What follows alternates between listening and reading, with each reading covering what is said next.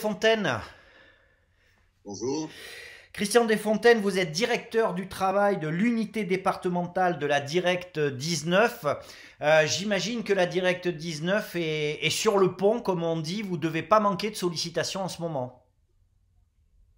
Les directs sont toutes sur le pont et même si actuellement le télétravail, compte tenu de la situation, a été assez largement généralisé, il n'en reste pas moins que la continuité du service public est assurée, avec notamment la mise en œuvre du dispositif d'activité partielle qui, en ce moment, vous en doutez, est fortement sollicité. Alors l'activité partielle, c'est ce qu'on a l'habitude d'appeler, peut-être à tort, hein, le chômage partiel. Voilà. Il faut le dire tout de suite, le chômage partiel, concrètement, c'est une mesure, paradoxalement, hein, peut-être ce que le nom pourrait laisser croire, pour maintenir l'emploi. C'est une mesure pour maintenir l'emploi, puisque le but de l'activité partielle, c'est d'aider l'entreprise à passer un trou d'air en apportant une indemnisation au bénéfice de l'employeur, lequel continue à rémunérer, certes un peu moins, ses salariés qui sont entre guillemets, chômage partiel. L'objectif est bien de maintenir l'emploi alors que l'activité se réduit, voire s'arrête complètement, dès lors qu'on a de bonnes perspectives de penser qu'un jour, il y aura meilleure fortune. Concrètement, vous savez, vous êtes bien placé pour le savoir, notre territoire, c'est essentiellement des petites et moyennes entreprises. On n'est pas forcément au fait de toutes les arcanes administratives. Si on se pose la question par rapport au chômage partiel, on fait comment? On vous contacte et vous nous guidez pas à pas? Alors, d'une part, il y a effectivement des numéros de téléphone et messagerie que vous allez, je suppose, Diffuser, ouais. faire connaître. Hmm. Voilà. Nous avons également une boîte aux lettres régionale. Bon, faut dire également que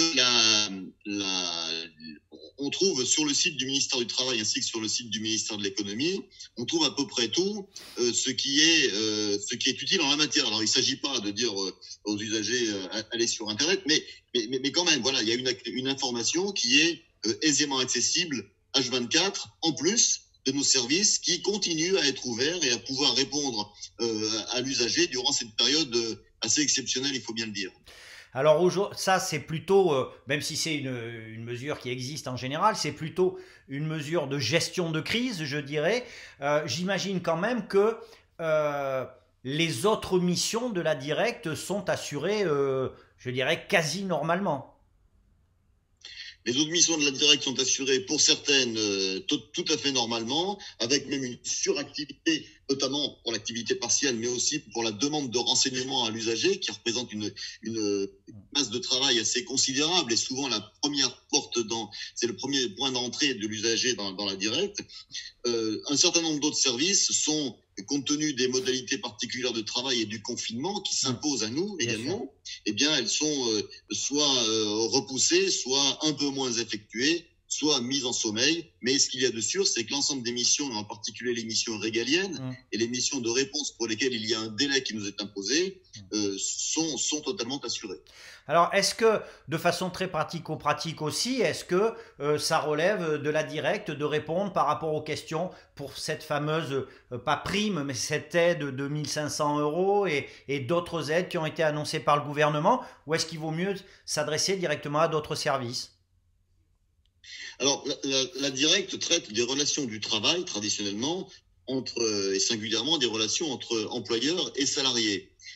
S'agissant des indépendants, puisque ce sont les indépendants qui vont pouvoir bénéficier de cette prime exceptionnelle de 1 500 €, la directe a quelques éléments de réponse, mais nous ne sommes pas forcément les mieux placés pour répondre à ces questions. Alors, nous avons mis en place en Corrèze une espèce de task force un petit peu informelle qui associe l'ensemble des services et opérateurs de l'État, typiquement finances publiques directes, mais aussi URSSAF, Banque de France, voilà, et les chambres consulaires. Et ce que nous conseillons aux entreprises qui ont des questions et des difficultés de toute nature, c'est d'utiliser la porte d'entrée de leur chambre consulaire qui pourra soit traiter le problème, soit renvoyer vers l'interlocuteur idoine, qu'il s'agisse d'un problème fiscal, social, ou d'un problème mettant en œuvre les compétences de la directe. Voilà. Très bien. Avant de se quitter, peut-être un petit mot par rapport aux équipes hein, de l'État qui sont sur le terrain, qui restent mobilisées, et puis à ces employeurs et ces salariés aujourd'hui qui se posent des questions sur leur avenir à court terme. Alors, l'équipe de la Directe en Corrèze, c'est 24 agents qui sont toujours mobilisés, opérationnels. Alors, même si concrètement et physiquement, aujourd'hui, la cité administrative de Tulle, qui regroupe la plupart des administrations de l'État, est fermée au public. Voilà, pour des raisons essentiellement sanitaires. Bien sûr. Pour autant, un certain nombre d'agents continuent à y travailler, soit en présentiel, soit en télétravail. Et par conséquent, nous pouvons continuer à répondre à l'usager. Voilà. Très bien.